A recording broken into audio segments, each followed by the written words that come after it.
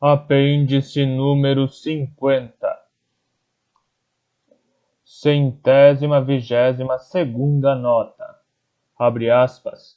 Mr. Norrell, os generais fazem o que querem. O governo não interfere em assuntos militares, como bem sabe o senhor. Fecha aspas. Isso não é de modo algum verdadeiro. Durante a Guerra Peninsular, a queixa mais ressentida do Duque de Wellington era a interferência constante do governo. 123ª nota. Abre aspas. Jonathan Strange a John II, Bruxelas, 12 de junho de 1816.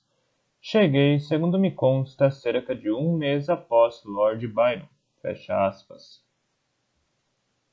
Lord Byron deixou a Inglaterra em abril de 1816 em face de dívidas cada vez maiores, denúncias de crueldade para com a esposa e rumores de que tinha seduzido a irmã. 124ª nota. Abre aspas. Mr. Murray lamentou que seus dois autores não se entendessem, mas ponderou que isso era provavelmente inevitável, pois ambos eram famosos por brigarem, Strange com Norrell e Byron com quase todo mundo. Fecha aspas. Apesar da aparente falta de afinidade entre os dois homens, algo em Strange deve ter impressionado Byron. Seu poema seguinte, Manfred, iniciado em setembro ou outubro do mesmo ano, era sobre magia. De certo, Manfred não lembra muito Jonathan Strange, ou ao menos não o Strange respeitável que Byron tanto detestava. Assemelha-se bem mais a Byron e sua obsessão e aversão a si mesmo, o desdém arrogante que tinha por seus semelhantes, suas insinuações de tragédias insuportáveis e seus anseios misteriosos. Manfred, entretanto, é um mago que passa o tempo invocando espíritos do ar, da terra, da água e do fogo para com ele conversar, como se Byron, tendo conhecido um mago que o decepcionara, criasse um mais do seu agrado. 125ª nota. Abre aspas. A construção de um quilifone demoraria muito, disse Tom com firmeza. Sugiro que concentremos nossa atenção na profilaxia de Shep. Fecha aspas.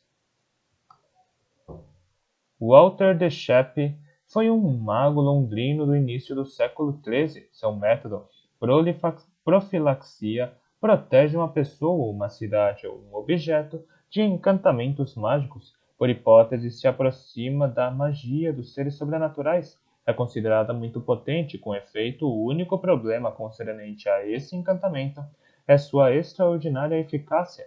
Por vezes, os objetos tornam-se inacessíveis a agentes humanos ou sobrenaturais de qualquer tipo, mágicos ou não.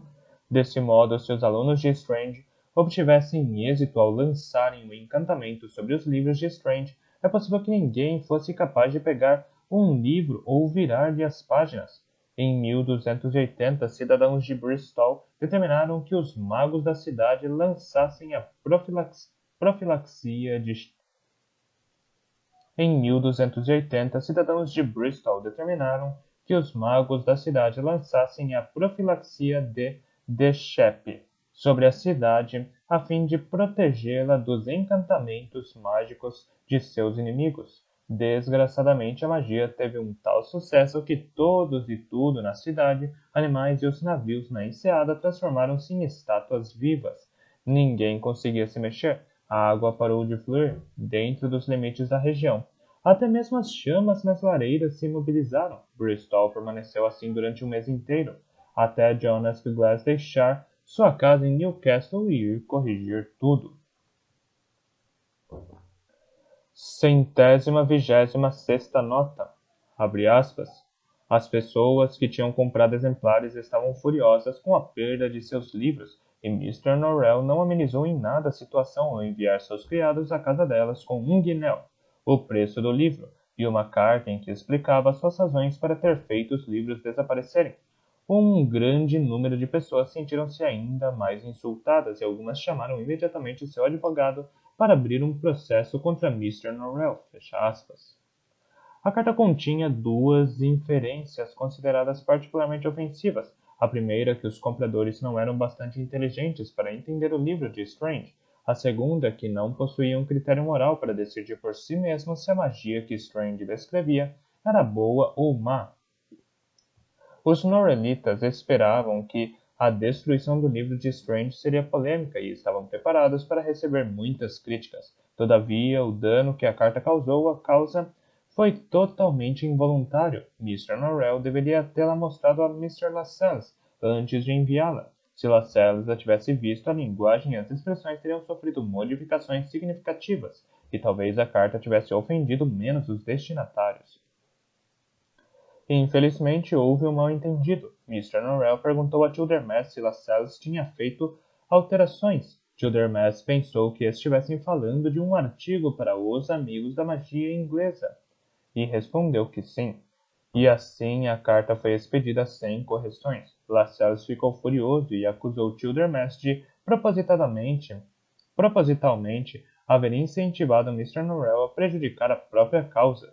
Childermas negou com veemência. A partir desse momento, as relações entre Lascelles e Childermas, que nunca haviam sido boas, deterioraram-se com rapidez, e logo Lascelles insinuava a Mr. Norrell que Childermas alimentava simpatias estrangitas e tramava em segredo para trair o patrão. 127ª nota, abre aspas.